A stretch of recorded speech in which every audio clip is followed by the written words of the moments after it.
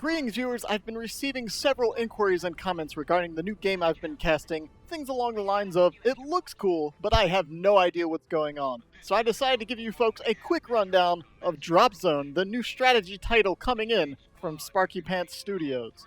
DropZone is a strategy-style game. I think if Warcraft 3 and Heroes of the Storm had an offspring, I'm pretty sure this would be the game that pops out. It rides somewhere between an RTS and a MobA. It's a one-on-one game where each player controls 3 mechs called rigs that battle for control of the map and central uplink, where cores and other objectives can be scored for points.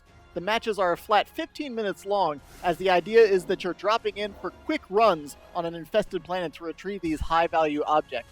But of course, in addition to hunting the Kavash creatures on the surface, your opponent is running an opposing team of mercenaries with the same objectives, and I'm willing to believe they're not above violence.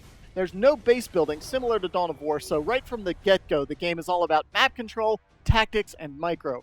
The rig's loadouts, weapons, passive abilities, active abilities, and other stats are all customizable between matches, allowing for near-endless build variation.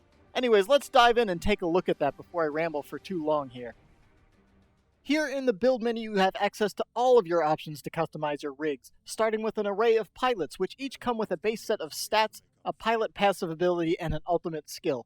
There are currently 9 pilots divided across 3 classes, but I've heard rumor of plenty more pilots and maybe even new classes to come.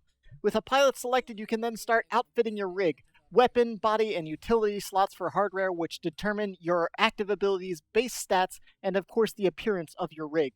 3 passive software slots are also available on each rig and vary in type from pilot to pilot. Class, offensive, propulsion, and sensor options are among the things that could be equipped for these software. You unlock new gear from crates that you can buy with currency earned in battle, and there's a basic crafting system already in place for breaking down unwanted gear into shiny new tools of destruction.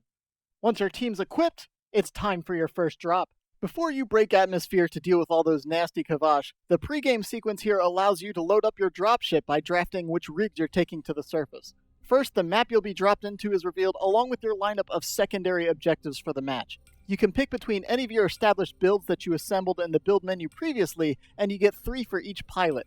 You also get to see what your opposition is going to be bringing to the field. So the map, objectives, and enemy equipment are all things you need to be considering when choosing your rigs at this stage. Before the game even starts, you're clearly making important decisions. Anyways, with your dropship loaded up, it's time for landfall. Game controls like what you'd expect from most RTS and MOBA style games. Right click to move, hotkeys for abilities, shift click to queue actions, you probably know the drill. You and your opponents start on your dropships on opposing sides of the map, usually with the uplink directly between the two of you. You'll have to control the area around the uplink if you want to upload cores for points. To upload a core, a rig needs to channel at the uplink for several seconds, leaving it exposed to attack. Stuns, knockbacks, and other force movement abilities can all interrupt your upload. There are Kavash hives littering the surface, and clearing Kavash hives are the only way to earn XP, level up your pilots, and unlock the cores hidden within. When a hive's defeated, keep in mind the swarm will respond with a stronger one soon to take its place, so the map can get crowded quickly. Experience is earned for your team of mercenaries as a whole, and leveling up your individual pilots can be done in any order that you choose, so you can adapt to the game and unlock the abilities you need on the field first. Missing out on key abilities for team fights or farming can be very detrimental, so choose wisely.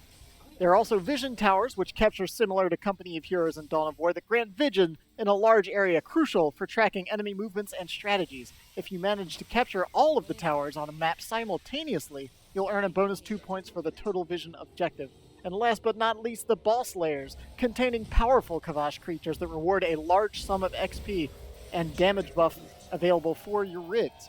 Keeping all of that in mind, you'll still be dealing with your rival team of mercenaries throughout the match. Team fights will be had, cores will be lost, hearts will be broken, and rigs will explode in every way imaginable. You'll only have 15 minutes to snag as many cores as possible while trying to control the map and keep secondary objectives within your grasp. Needless to say, things can get pretty hectic. And don't worry at the end of the game if you're only 1 point behind when the timer hits. The clock will keep running so long as your rig is uploading at the 0-second mark. In the event of a tie, overtime will be initiated, at which point the first player to score takes the victory. And I think that just about sums up the basics of DropZone. The game has only just entered its closed beta phase, so I'm sure there's plenty more that we have yet to see. That said, there's already some great features in the game you'd expect from a strategy title such as this, including a replay system, leaderboards, and built-in tournament support.